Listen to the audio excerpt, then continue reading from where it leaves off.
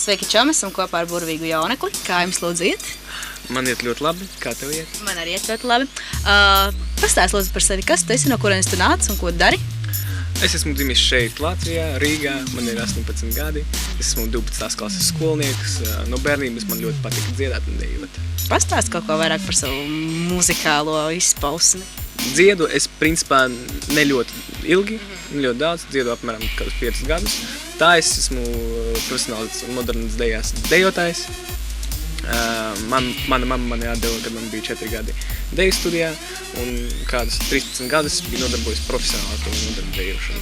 Un 12, kad man bija 12 gadi, es sāku paralēli savai dziedāšanai, dejošanai, nodarboties arī ar dziedāšanu.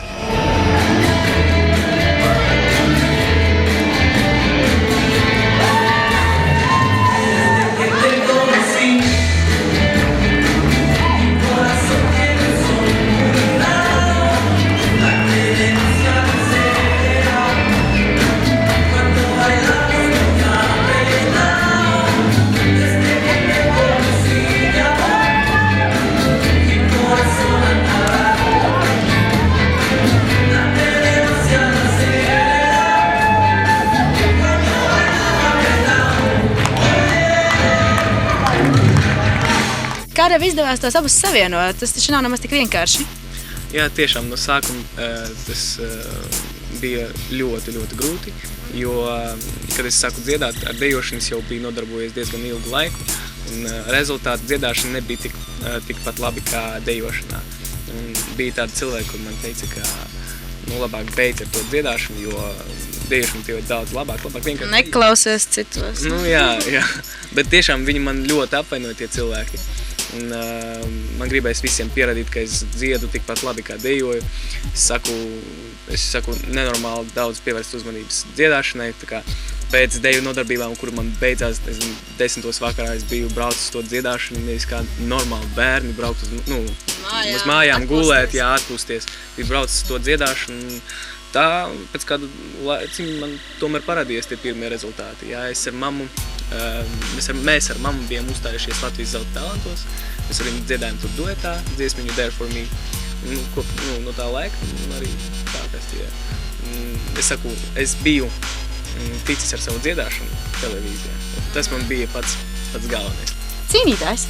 Un pastāst par savu mammu. Tu teici, ka jūs ar mammu tad esat dziedāšanu. Varbūt viņa ir dziedātāja un kaut kādā veidā tev ir iespaidojusi, ietekmējusi ar savu dziedāt prasmi? Nē, man mamma nav dziedātāja. Priekš viņas dziedāšana tā kā hobijs. Ja mēs runāsim par to uzstāšanu zelta talantos, tad es varu pateikt, ka priekš viņas tā bija ļoti laba pieredze. Un, protams, viņa atbalstīja tur mani, jā. Ja runāt par manu tēvu, tēvs man arī nav nekāds mūziķis, nav nekāds dziedātājs. Viņš vienkārši firmas menedžeris, jā. Vēl man ir mazā māsa un mazais brālis. Aha, un vai viņi arī nodarbojas ar mūziku? Varbūt no tevis ir ietekmējušies, iedvesmojušies? Jā, viņiem patīk dziedāt, viņiem patīk dejot, bet viņi nenodarbojas ar to profesionāli. Tad es dzirdēju, ka tu esi piedalījies arī kādā ļoti lielā pasākumā Ukrainā. TV šovs, nosaukums Ukraina neticis asarām, jā. Tas, man liekas, te ir kā pirmie nozīmīgie panākumi. Un vai tas ir kaut kas līdzīgs kā krieviešu šovs, Zvaigžņu fabrikas un tā tālāk un vēl joprojām? Jā, tieši tā. Es pat pateiktu, ka šim šovam bija daudz augstāks līmenis nekā Krievu Zvaigžņu fabrika. Es domāju, ka tie cilvēki, kuri redzēja to šovu, viņi man viennozīmīgi piekritīs.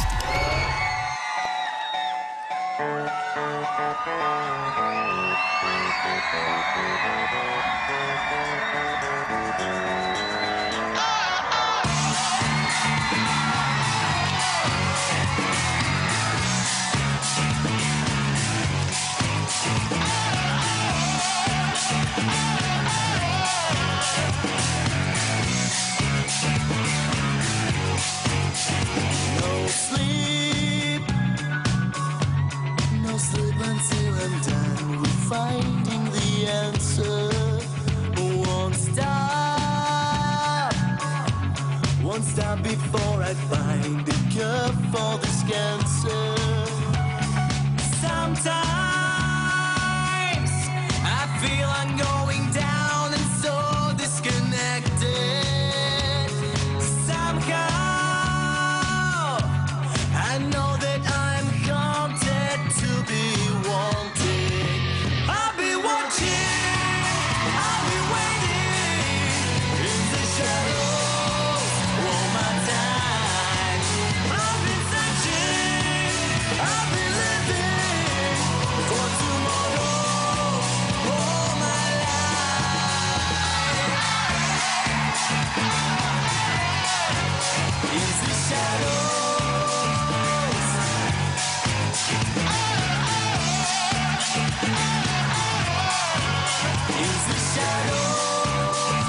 Šovam galvenais producents bija Konstantīns Milādze.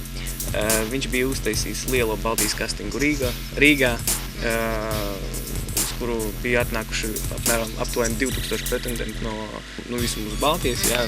Lietuva arī bija, Igauni bija. Es biju domājis, ka tik vienkārši nebūs iespējami. Bet Konstantīns domāja tomēr savādāk. Un man tomēr izdevās tikt tajā šovā. Viņš man izvēlējies no tik liela pretendentu skaita. Tas bija tiešām neticami. Uzreiz pēc 2 dienām es biju izlidojis uz Kijevu. Man vajadzēja tur tikt vēl 2 turēm cauri. Wow. Jā, un man tas arī izdevās. Es biju ieguvējis milzīgo pieredzi, protams, no tā šova. Gan dziedāšana, gan dejošana, gan aktieru meistarībā.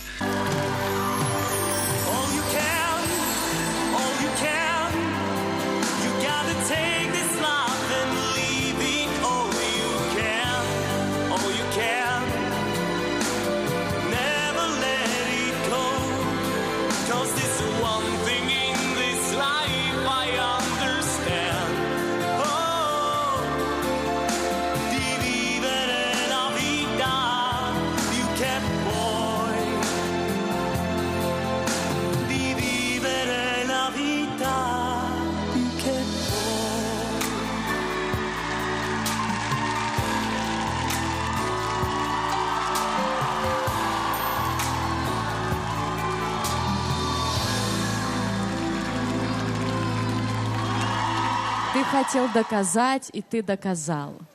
Ты был таким классным.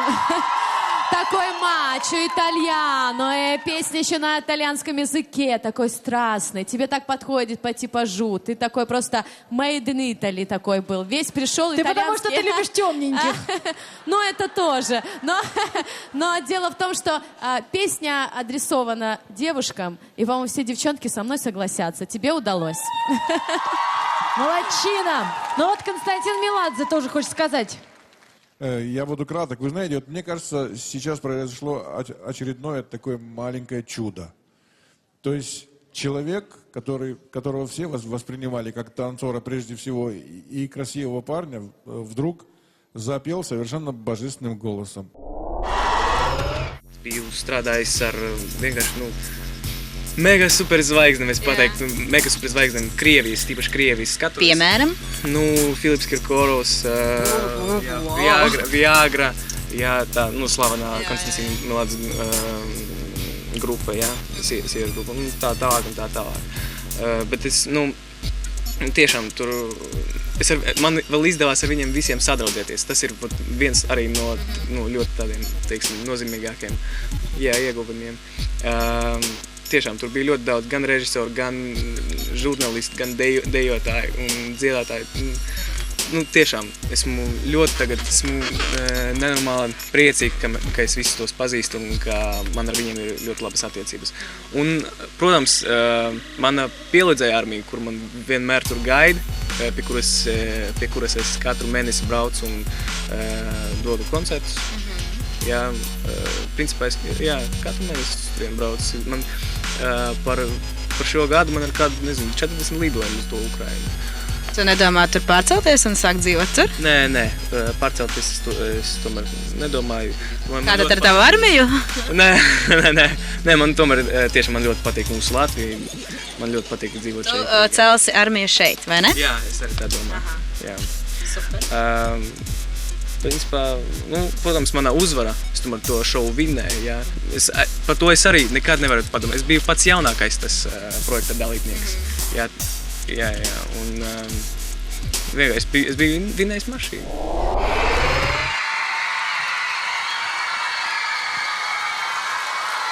А поки вони тішаться і вітають переможця, я нагадаю, що переможець отримає новенький автомобіль Mazda CX-7.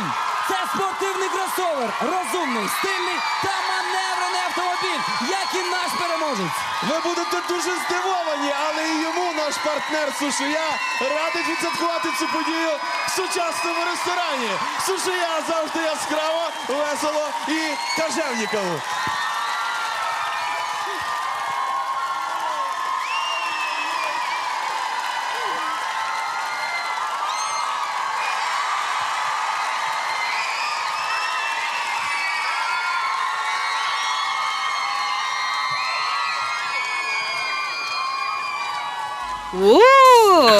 Tev ir mašīna un kādu? Un pastāsti. Mazda CX-7 Jeeps tas ir.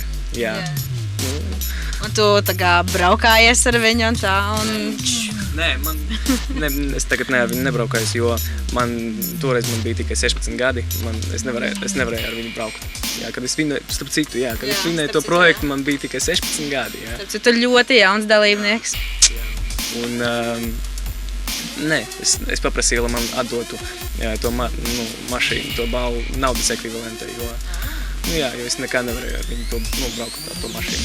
Kad es biju atbraucis šeit mājās, biju to naudu visu atdevis savai ģimenei, jo viņam tā vajadzēja, vairāk. Nepieciešama vairāk, jā. Redz, kāds labs cilvēks, kāda laba sirds un kontakti un tādā garā. Super!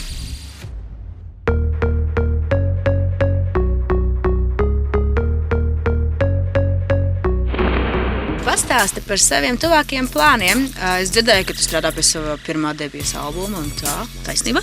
Jā, tiešām es tagad strādāju ar ierakstu kompāniju Disalekta šeit Rīgā, rakstu dziesmas, strādāju pie savu skatuves tēla.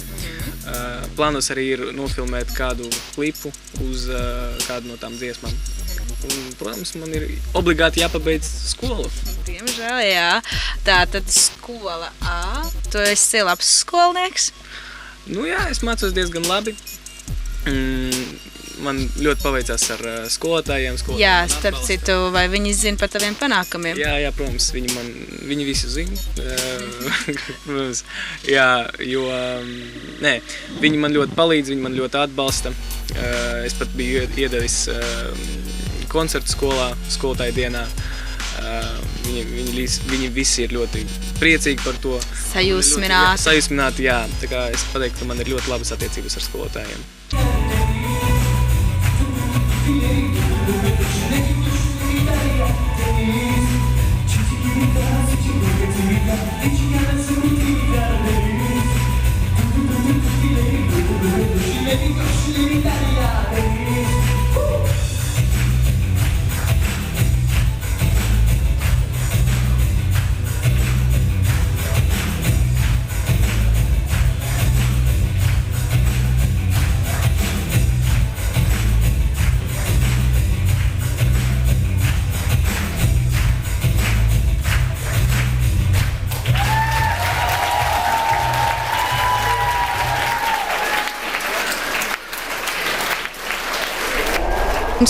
Tu esi daudz ko sasniedzis, bet ārpus Latvijas robežām. Vai tu neesi izmēģinājis savus spēkus Latvijā? Mums ir tāda konkursa kā Eirovīzija, Jaunais Vilnis. Kur tu esi izmēģinājis savus spēkus? Jā, tiešām es mēģināju šeit arī Latvijā. Tas bija Jaunais Vilnis pagājušajā gadā. Nē, šogad, jā, es mēģināju Jaunajā Vilnī, bet man neizdevās. Bet man paveicās un es iepazinos ar Raimondu Paulu. Oho! Jā, un pēc tā castinga man izdevās ar viņu parunāt. Viņš man nomierināja un pateica, ka man vajag piedalīties Eirovīzijā. Jā. Tad tu pazīsti Raimondu Paulu? Jā, vispār man ir dziesma, kuru maestru man bija uzrakstījis personīgi. Es biju ierakstījis to dziesmu Kijus studijā, bet tā jau ir cita runa.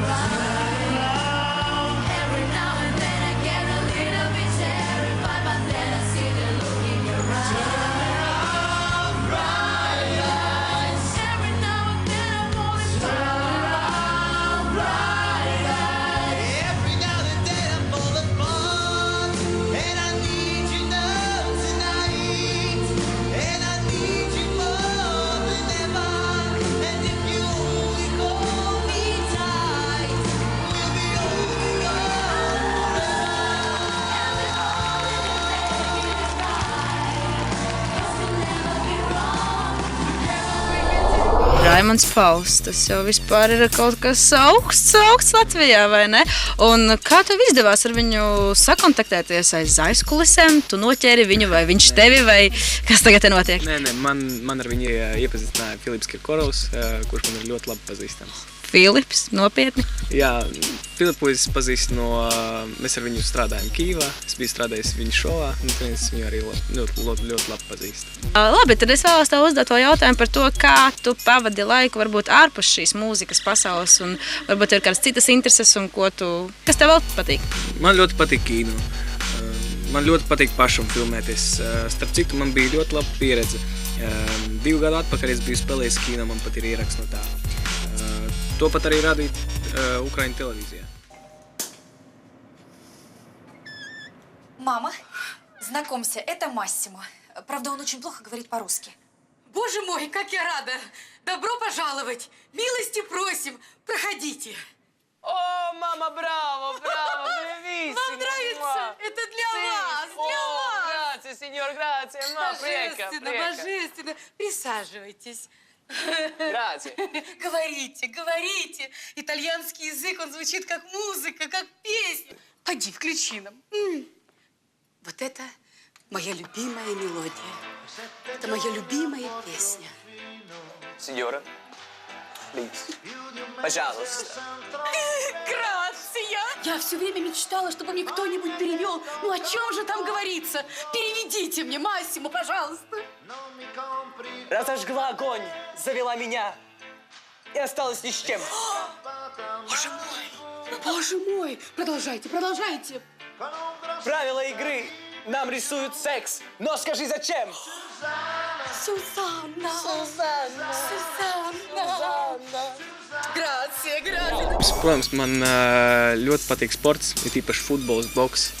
Kad es biju jaunāks, es biju gājis tur, es nevaru pateikt, ka profesionāli, bet es biju gājis tiem treniņiem, jā, nodarbojos. Protams, ja man būtu laiks, arī būtu gājis arī tagad. Bet, diemžēl laika nav. Es tagad visu dzīvi atdevu mūzikai. Es vēlos tev novēlēt tikai to labāko un sasniedz tālāk un arī uz priekšu. Un jā, ļoti patīkama saruna. Es ceru, ka tev bija patīkama saruna ar mani arī. Tieši tā man arī bija ļoti patīkama tevi saruna. Paldies tev, bija ļoti forši. Paldies tev arī.